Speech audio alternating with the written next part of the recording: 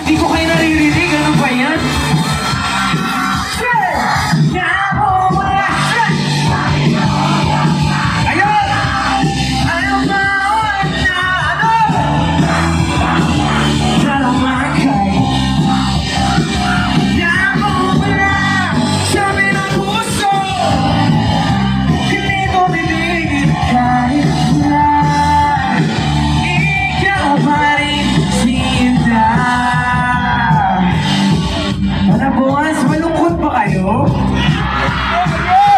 Parang inaantok na kayo.